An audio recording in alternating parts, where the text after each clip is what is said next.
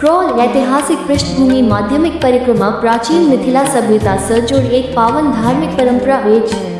ई परिक्रमा खासकर जनकपुर धाम आसपास एक तीर्थ स्थल सब में होइत अछि। मिथिला राज्य केंद्र एथि मानल जाइत छल। मिथिलाक महान राजा राजा जनक धर्मपरायण, ज्ञानी आ न्यायप्रिय शासक छलाह।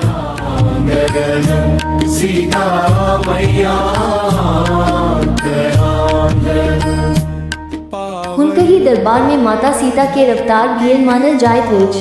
एहि कारण जनकपुर धरती अत्यंत पवित्र मानल जाइत अछि। मिथिला माध्यमिक परिक्रमा एकटा 15 दिनक पवित्र धार्मिक यात्रा छी।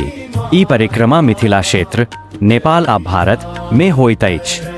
ई यात्रा भगवान श्री राम आ माता सीता संग जुड़ल पवित्र स्थल सभक परिक्रमा करैत अछि। मान्यता अछि जे एहि मार्ग पर स्वयं श्री राम आ माता सीता चलल छलाह, ताहि कारण सँ भक्तजन एहि स्थान सभक दर्शन करैत छथि। परिक्रमा प्रायः जनकपुर धाम से शुरू होइत अछि आ अलग अलग पवित्र गाम, मंदिर आ धाम सभक भ्रमण करैत पुनः जनकपुर वापस आबि समाप्त होइत अछि।